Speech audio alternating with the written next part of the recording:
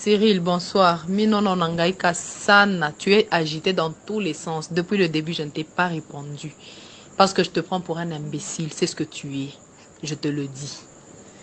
Tu ne peux pas commencer à aller qualifier les gens, tu leur mets des histoires sur le dos. Tu vas devoir prouver devant tout le monde, devant le monde entier, ou est-ce que toi, tu m'as déjà vu avec Serge en train de coucher ensemble ou même dans un restaurant. Là. Et puis deuxièmement, sache que tu es dévoilé. Tout, et puis les messages que tu viens de m'envoyer là, je vais les montrer devant la justice. On va t'arrêter. Je te le dis. Tous les criminels que tu as payé, même celui que tu avais envoyé ici chez nous, il y a 3 jours, pour prendre l'arme des militaires, il n'a pas réussi. Je crois qu'il est venu te dire. Tout ce que tu es en train de faire, Cyril, on est au courant. Tu ne prendras la vie de personne. Là où tu m'avais mis là, je suis déjà sorti.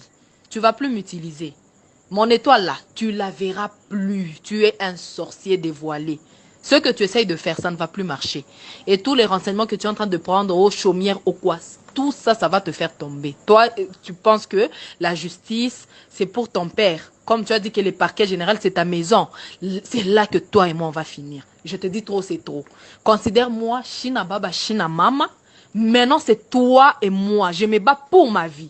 Je te dis, Cyril, place, il ne faut pas na kota, na kokota, pour que toi, tu me laisses tranquille. Parce que moi, quand on m'a accouché par ma mère, on ne m'a pas donné un cadeau pour toi, ou en holocauste. Cherche quelqu'un d'autre. Tu as combien de concubines? Tu as combien de femmes? Pourquoi tu n'en prends pas une? Tu es en train de suivre la prostituée, celle qui a des fétiches. Pourquoi tu me suis? Laisse-moi tranquille, laisse ma vie tranquille. Toi et moi, rendez-vous devant la justice. Considère ça comme ça. Et que tes menaces là, garde-les pour toi. Idiot. Tu me fais rire. Quand je t'ai connu, ça faisait 10 ans que j'étais contrôleur. Donc tu vois que tu racontes des bêtises pour te couvrir. Des bêtises. J'avais une Mercedes qui venait de faire un accident. Moins d'1 mois avant de te connaître, il était tout à fait normal qu'Eric soit là. Et j'ai loué une Jeep à $800 chaque mois. Ça te dérangeait parce que je payais $800 chaque mois. Si tes souvenirs sont bons et tu allais avec à l'école. Et j'ai acheté une ML, j'ai acheté une Mercedes compresseur grise, tu t'en es réjoui. Donc avant d'ouvrir ta bouche, il faut réfléchir. Celui qui n'avait rien, il t'habillait à combien? Combien j'ai dépensé pour t'habiller? Il faut réfléchir. Combien j'ai dépensé pour nourrir ta famille, pour payer vos études? Moi qui n'avais rien, comment je le faisais? Réfléchis, un contrôleur de douane au Katanga, c'était pas un petit monsieur. Donc avant de parler, faut beaucoup réfléchir. Beaucoup. Qu'est-ce que tu as apporté, toi? Lorsque j'ai été muté à Kinshasa, tu as choisi de ne pas venir, tu as fui. Mais qu'est-ce qui t'a ramené à minuit dérangé pour qu'on prenne l'avion qu'on vienne? Moi, je t'ai pas appelé. Tu le sais. Tu étais enceinte de Judel. J'allais à Cape Town pour les soins. Tu m'as supplié de te laisser de l'argent. Je t'ai laissé $300 chez ta tante qui travaillait à la quarantaine. Tu es allé avorter pour commencer à sortir en boîte coucher avec Willy. Tu oublies? Le sang de Judel crie encore jusqu'à ce jour. Tu dois bien réfléchir. Hein? Avant de parler, réfléchis. Tu sais ce que tu es. Tu sais ce que tu es. Tu connais ta vie.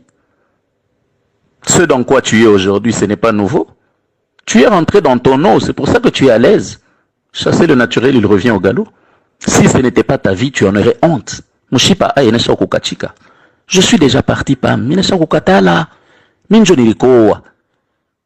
Minapata ma preuve que même la Bible dit une femme adultère doit être répudiée. Une femme infidèle ne peut pas être dans le ménage. La Bible le déclare. Tu es infidèle. Et aucun de ces gens derrière lesquels tu cours ne va divorcer pour toi. Cherche un homme pour toi seul et j'espère qu'il aura le temps d'être mieux que tout cela que tu as connu. Tu vantes ton premier mariage alors que ce n'était pas un mariage. C'est fou, a toujours été marié et jusqu'à l'heure où je parle, il est avec sa femme. Toi, tu n'étais qu'un objet de plaisir de journée. La nuit, il n'a jamais passé nuit chez toi, alors de quel mariage tu parles? C'est une honte, tu ne devrais même pas ouvrir la bouche pour en parler. Le vrai mariage dans lequel tu as vécu, c'est le mien. Et tu es parti en pensant qu'en courant dans les rues, tu vas trouver le bonheur. Tu es allé en Chine, qu'est-ce que ça t'a amené? Ta propre tante se moque de toi, elle raconte partout. Chine, Makelele, Lorfana Makelele, tu n'es rentré avec 6 perruques. Et puis, si elle-même se moque de toi, qu'est-ce que moi je dirais? La honte. À ta place, au lieu de crier, insulter, à vous, Parce que ce que tu fais, tu le fais librement, c'est ta vie. C'est ton corps que tu amènes partout, tu fais ta vie. Mais pourquoi tu nies? Les faits sont là, les preuves sont là, les photos, j'ai tout. En tout cas, mon souhait, au lieu de te mettre à écrire, passer du temps comme ça, j'aurais préféré que tu gardes ces unités et ce temps pour appeler tes avocats. Afin que demain, on m'invite un peu en justice là-bas, qu'on aille voir ensemble avec tout le monde, qu'on regarde ce que tu es, ce que tu fais et qu'on nous juge. Ne perds pas ton temps ni tes unités. Ces enfants que tu prétends aimer, tu es allé en Chine, tu leur as dit au revoir, tu les appelais. Tu es parti lundi, c'est samedi que nous on a su et c'est moi qui t'ai appelé.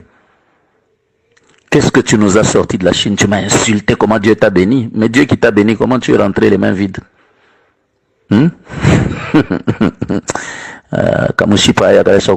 C'est triste. C'est triste. C'est triste et c'est malheureux. Tu es ce que tu es, je le regrette. Je regrette vraiment de t'avoir connu. Je t'ai connu dans la rue.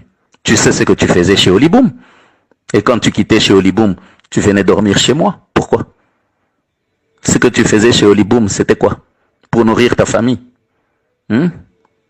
Avec combien d'hommes tu as couché à Lubumbashi? Qu'est-ce que tu n'as pas fait à Lubumbashi? Sous les fiançailles et le mariage. Tu as osé me dire même ici dans la maison, dans notre chambre, quand je t'ai fait mettre la main sur la Bible pour jurer. Tu as osé me dire tu ne savais pas que coucher avec d'autres hommes pendant les fiançailles, c'était mauvais. Mais attends, qui es-tu? Et tu trouves que tu es une personne avec une tête en place? Que tu es un modèle pour tes enfants? Non, mais moi, je garde tout ça. Les enfants savent qui tu es parce qu'ils ont vu et ils ont entendu. Le reste, moi, je m'en fous, Pam. Je m'en fous. La saleté que tu as amenée dans ma vie a pris fin à l'instant où j'ai écrit la lettre. Tu n'existes plus. Oublie-moi, s'il te plaît. Va faire ta vie. Ne m'écris pas, ne m'appelle pas. Il t'arrive de faire 1 mois sans voir les enfants. Et tu dis que tu les aimes? Tu habites à 3 minutes. Tu fais 2 semaines sans voir les enfants. Tu dis que tu les aimes? Quand tu appelles, c'est pour 1 minute 19, 1 minute 20. Et lorsque tu prends les enfants ou on te les amène, tu vas les déposer chez tes amis. Tu sors pour les récupérer plus tard. Et tu vas prétendre que tu aimes ces enfants. Des enfants que toi-même tu as enfantés. Tu leur amènes des slips. Johan n'a que 8 ans. Kenan 6 ans. Faïda 3 ans. Tu amènes à Johan des slips des enfants de 15 ans. À Kenan des slips des enfants de 10 ans. Qui ne leur vont pas. Faïda des slips. Mais tu oses même leur faire porter ça. Tu ne connais même pas la pointure des enfants. Les chaussures que tu as amenées. Ça à quelle taille? Tu prétends les aimer? Bon, écoute. Si c'est ça qu'on t'a appris chez vous comme étant l'amour, ben là je te comprends. Là je te comprends. Il n'y a pas de débat sur ça. Bonne chance dans ta vie. Chez moi en tout cas, tu n'as plus de place. Tu n'existes plus. Continue ta vie là. Et laisse-nous vivre notre vie. Je n'avais rien. Tu m'as accepté. Je t'habillais à combien? Je dépensais combien pour que tu t'habilles? Qu'est-ce que tu ne choisissais pas? Ça nous coûtait combien? Combien d'argent je te laissais même quand je devais voyager? Mais qu'as-tu fait? J'ai t'ai laissé la parcelle à la bifurcation au carrefour là, en venant de l'aéroport. J'ai fait des briques. L'argent est là. Essaie de suivre les travaux. Qu'est-ce que tu as fait? Quand Franck t'a demandé, tu as dit que tu t'en fous, les enfants ont leur mère. Tu as pris l'argent pour aller donner à Patrick. N'étais-je pas attrapé avec Patrick pendant les 120 jours? Combien de choses tu as faites? Tu me montres que tu vas à l'examen. Je te trouve avec Patrick. Alors que tu es ma fiancée, j'ai déjà prédoté chez vous. Je te trouve avec lui dans une fête de mariage entre copains. Vous êtes ensemble comme des maris qui viennent au mariage.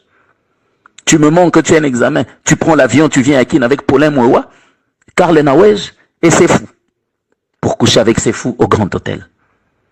Marié. Mais bam, quand tu ouvres la bouche, ça m'étonne. Bon, je comprends. Hein? Tu es dans un monde d'envoûtement et de sorcellerie, c'est tout à fait normal. Mais ta vie, elle est connue.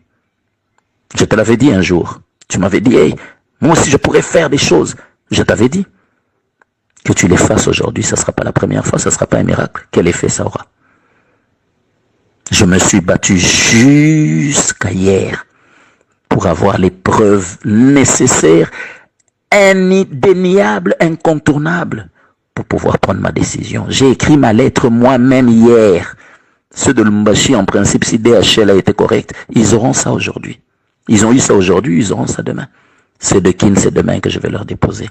ma lettre avec comme pièce jointe ta lettre et comme deuxième pièce jointe CD et flash où toute ta vie est dedans. Les audios, les vidéos, les photos. Donc pour moi, Pam, l'argent que j'avais jeté, je n'en ai plus besoin. Personne ne viendra chercher cette dot ou ce symbole. Le mariage est rompu. Parce que même cette dot risque d'amener de la saleté chez moi parce que tu as tellement souillé ce mariage qu'il vaut mieux que tu t'en ailles comme ça. Tu es pourri, c'est tout.